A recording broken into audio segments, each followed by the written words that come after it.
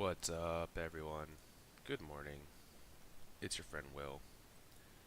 It's a quest video. Sunday morning. It's raining here in Brooklyn, so I haven't gone out to get my coffee yet. We have a quest to cast 20 black or green spells, and though we have been playing with our bug slash what do you call this? I don't even know what the name of this shard is called. I was calling it Jeskai, but that's wrong. Um, I started a different deck with a similar core that I'll show real quick, and then we'll do some games because I started a quick constructed with it last night. So I really like the core of Seeker Squire, Branch Walker, Wild Growth Walker, and Jade Light Ranger, just to have stuff to do early in the game against other aggressive decks. But then we've subbed out some of the black and blue stuff for white stuff. So we get to play Cast Out. It's kind of our Vraska's Contempt slash Brontodon replacement. We still could squeeze Brontodon in here, but we haven't done that yet. I haven't really tuned to this. And the upside of Cast Out is it's slightly easier on the mana because it's single color. It cycles, and it also takes care of like weird artifacts. So if you watched any of the quick constructed videos I did with the black blue green deck, you probably saw a game I lost to vampires where they just got like 6 different anthems on the board. And once that starts happening, like Moment's Craving and stuff is just dead in your hand. But the real reason I wanted to try this is for Shalai. So a lot of games, like that Vampires one, when you're playing against other creature decks, your creatures tend to get outclassed, especially when you're up against like dinosaurs and weird shit like that. And it just kind of seemed like we can go wide with this deck fairly easily, especially once we get our lands online. And having this repeatable effect to grow our team seems really good. And because we dropped blue and we dropped Champion of Wits, we're going to play 2 Dark Bargain. And this has similar synergy of being able to put the card you don't want in the graveyard, or set up a card in the graveyard to bring back with Liliana, so that's good. Chupacabra, of course. And then we're playing 2 Lyras, and this will help us turn the corner really quickly and gives us an evasive threat that the other build just doesn't have at all. Like, our other build just has a bunch of ground dudes that go nowhere. 2 Liliana, 1 Vraska. So this is all kind of, the Vraska I think is more of a flexible slot in this deck because we have the cast outs. So I could even see cutting Vraska to play just the full 4 cast outs, or cutting it to play a 3rd Dark Bargain to give us a little more velocity. And then we're fortunate enough to have a bunch of dual lands to try to make this mono work. So let's keep going on this quick constructed. We're 2-1.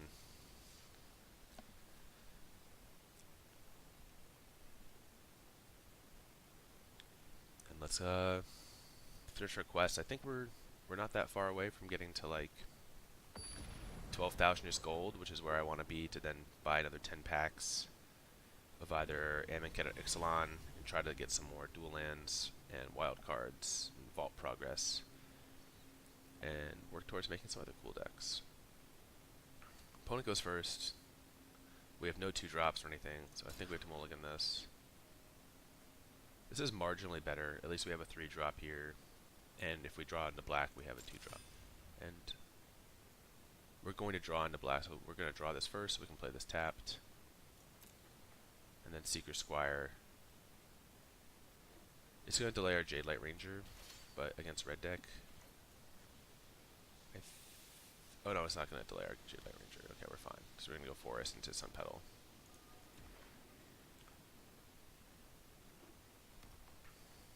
It's not red deck. Dinosaurs.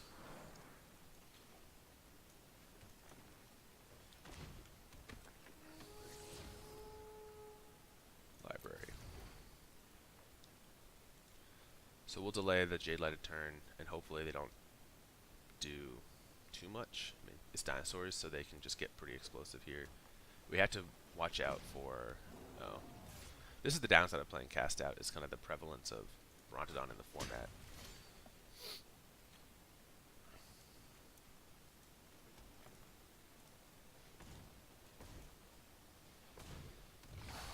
But there's the potential that we can get a Liliana online and outvalue our opponent. They're taking a slow turn here, hopefully slow. It shouldn't speak too soon.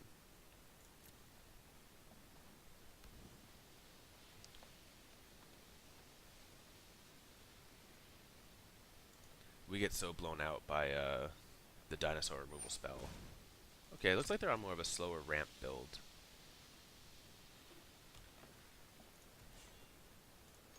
We'll let them get in for 6 here. We don't want to throw away the Wild Growth Walker.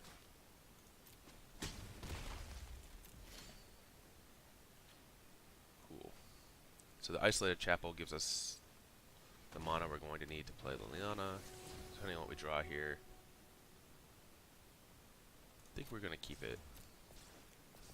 And just play Isolated Chapel tapped. And we're not going to block with a Seeker Squire.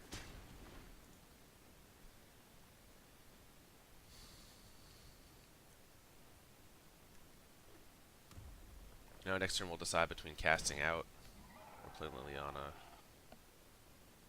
This is an annoying card that's going to help them control the board. Oh my god, this card blows us out. I hate it so much. That's actually not so bad, at least it's off the board. And they're down to 1 card in hand.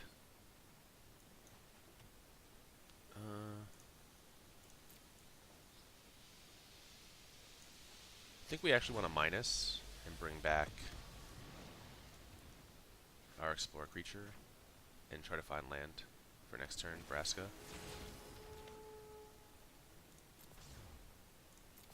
Didn't get there, but we have blockers, so we can protect the Liliana if we want to.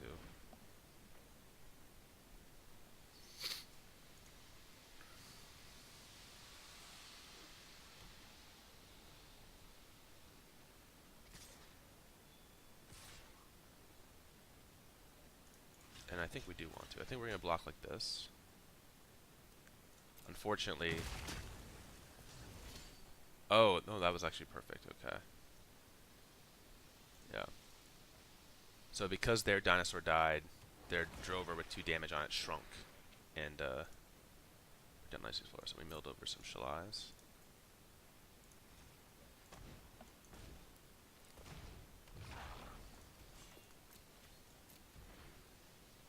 We could have held cast out.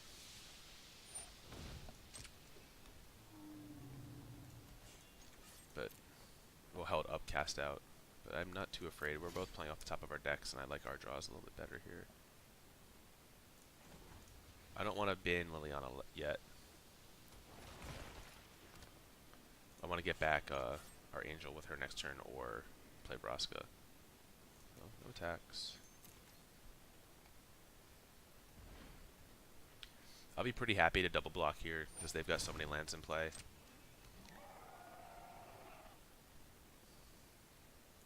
I'm going to cast out the Ripjaw Raptor.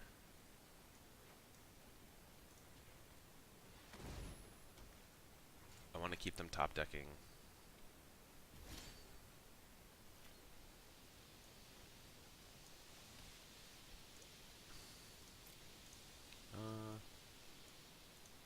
Yeah, so let's minus to bring back Shalai.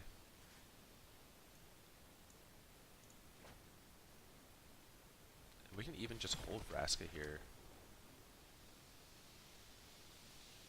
And start growing our board. Or, no, you know what? Let's just get Vraska down and plus it. Still don't care about this Ranging Raptor.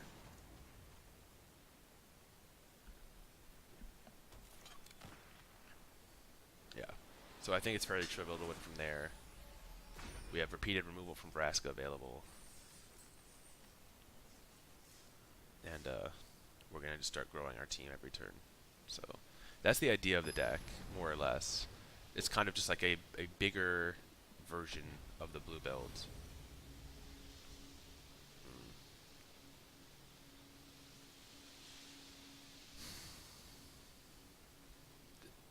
This deck is a little more split on the mana because we play a little more white than we do blue in the other build, so we kind of get hands like this where we have no green and we're going first.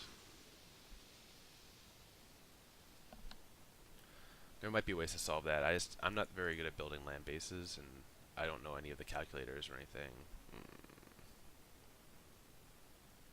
Well, at least we can cycle the cast out if we don't hit a second land drop. But hopefully, you know, if this hand curves out in any way, shape, or form, at the very least we're going to get a little quest progress out of the game. Alright, it didn't, so let's cycle. Alright, not the end of the world. One turn delay. And we're in the mirror match here. Alright, let's see if we can find a second green source. We do. And we'll play it tapped now, so that ensures we can play the Jade Light next turn. Or we can play the Ravenous Chupacabra by playing the Isolated Chapel untapped.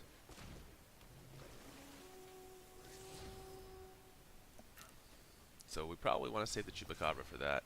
Galta is something I should consider for either build of this, but I don't have any.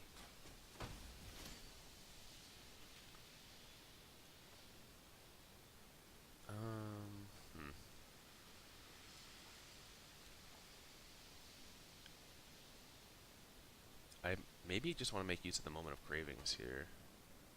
Yeah, let's do this now.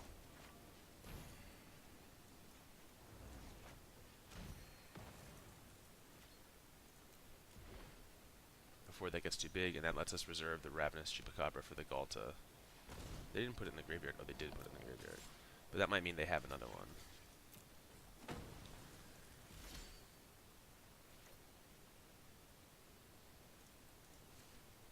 So we want to try to double grow the Jade Light here to play around this Arcane Chupacabra. No such luck. We're going to hold that for next turn to play with the Branch Walker.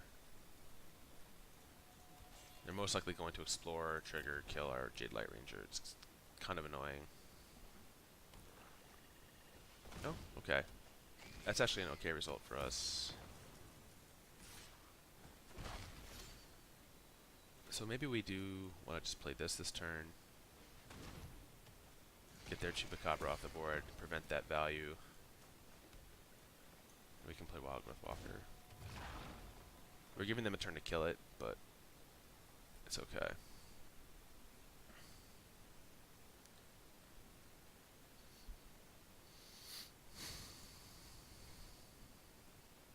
The Galta might be a little bit of a win more. I'm not sure if it's necessary. Maybe if you're straight black green, it's much better. But we're kind of greedy enough to splash a third color and try to win from just card power.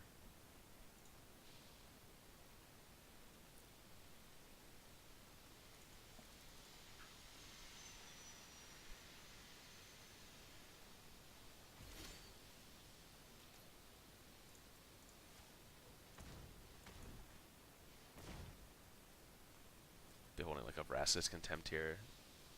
They're thinking of using on the Wild Growth Walker maybe. Or are they gonna Moment of Craving me? Alright. We can put our Sun Petal into play tapped. I don't want to attack into a Moment of Craving until this grows one more time.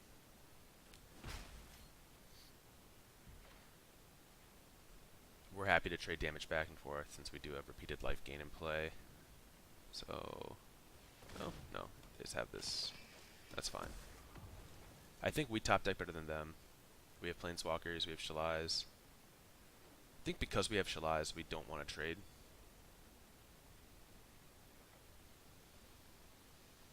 We're both at pretty high life totals, there's no point.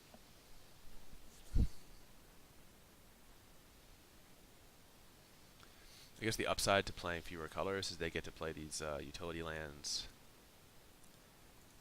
I have not really, I do have like, I probably could just work on a straight blue-green or black-green build of this, and with utility lands and see how much better or worse that feels. That might be the next try.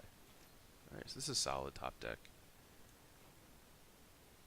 And I think we're just going to make creatures.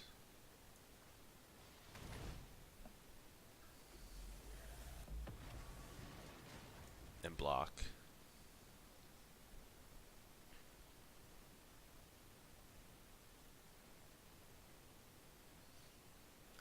I do like running the Planeswalkers because when you get in these mid-range matchups, they can be pretty game-breaking even when all their effects are pretty medium. Yeah, so they did have the Moment of Craving. Nope. Oh, now of course with the Planeswalker in play, I mean, I'm assuming they're going to do something like if near Dread lands, Chupacabra, Pump, force me into a chump blocking situation.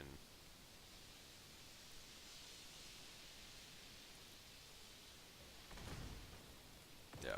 So I'm happy to chump block here, since I have repeated source of creatures.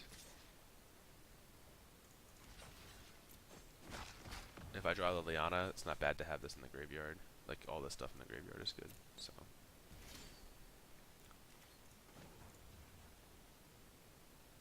We can play the Chupacabra here because if we really get into a bind, we have the minus on Vraska.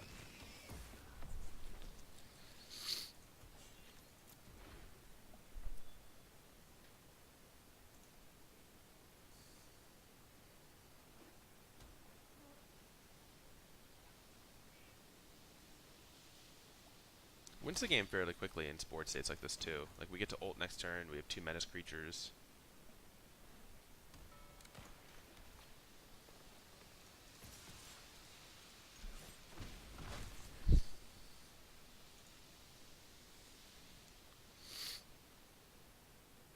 They need Vraska's Contempt pretty badly here.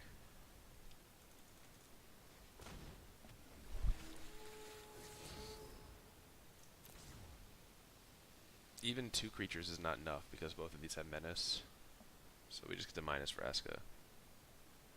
If we draw a black or green spell, we're going to BM and play it before we win just to get the quest progress.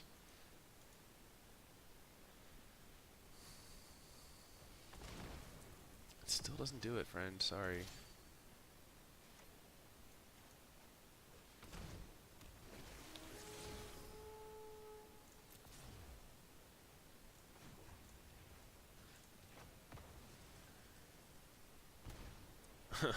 Get turned to stone.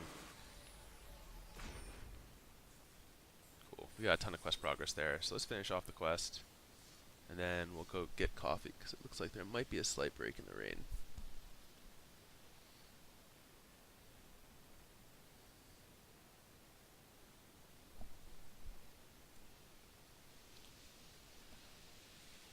Yeah, that game, if our opponent had kept Galta, might have been a little bit harder for us. I think the way our draw worked out, it would have been okay, but I assume they kept Galta on the top of the deck. Like, I pretty much only lost to Galtas yesterday playing the bug version. This, I just never had an answer to that card, and it kills you so incredibly fast, especially in combination with pump effects.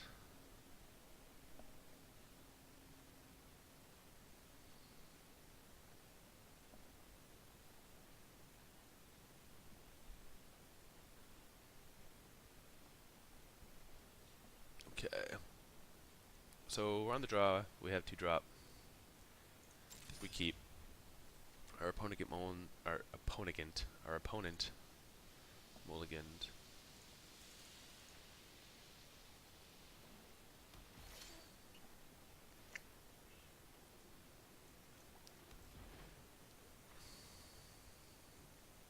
I should have played the forest just in case I drew the black-green land.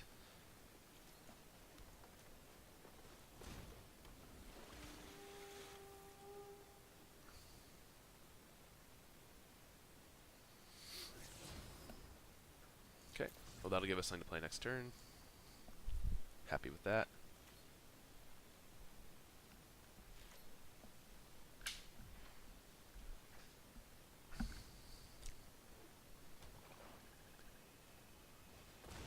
Oh, okay.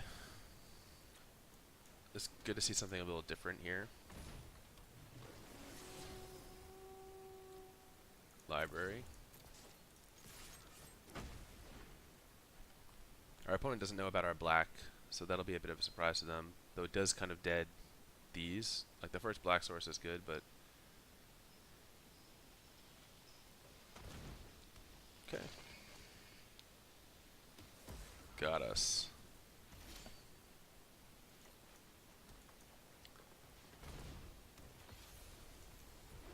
Don't want to trade 2 more land drops, and Shalai is going to start growing everybody. 1 more land drop. Oh, okay, goodbye. Now maybe I want to trade. Not under a ton of pressure. They missed a land drop here. Hmm.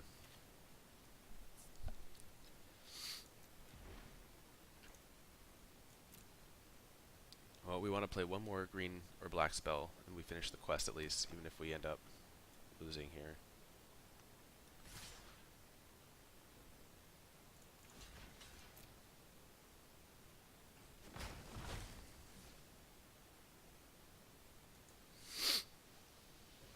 Yeah, of course. And that explains the Power Stone. So we've probably lost. Wow. Just because we're missing our colors. Oh, there's one. If we find there's white. So the downside is we know they have a Chupacabra and another one in the bank here. So this Lyra doesn't do much in the immediate term. We're probably, I think we're really just like fingers crossed hoping to draw their black source and start chaining Liliana minuses.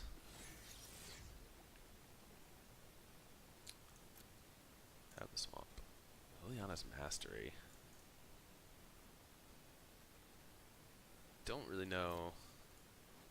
That's a zombie, not a beast.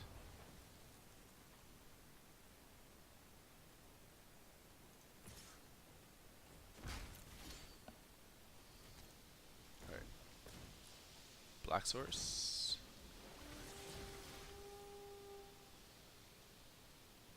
Library. This sucks, but at least it answers Karn.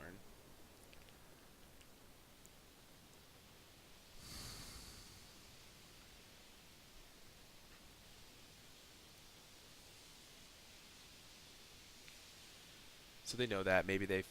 yeah. Oh no, they're going to take a card. I thought they might make a buddy.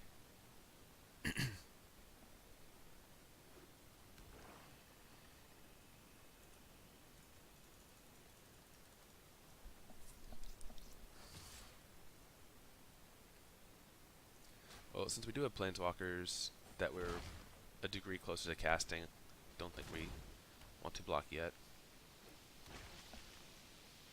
Our next turn is going to be pretty pathetic, though. We're just going to play Cast Out and pass.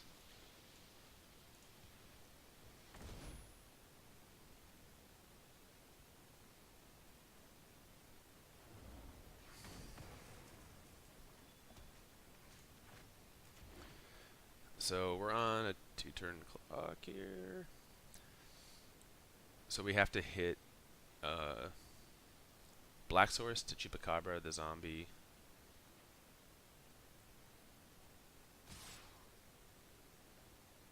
We go to 6. So Black Source, Chupacabra, the zombie. They Chupacabra back. We take 5. We go to 1. Yeah, we lost. That's too bad. We got a little color stuck, and we probably need to spend more time considering how the lands in this deck play or don't play well together. Oh. And they got the hexproof FU guy. Alright, so we're dead. But at least we finished the quest. And we're at 4-2 this deck. And yeah, a little over 10k gold. So just thought I'd show a different deck this morning. I'm working on variations with that core. The next step will be to investigate if like a Jund version black, green, red makes any sense. But I hope you enjoyed seeing something a little bit different. I know it's like a lot of explore decks right now, but it's kind of what I'm having fun playing. So that's it for this morning. I'll be back later. Thanks for watching.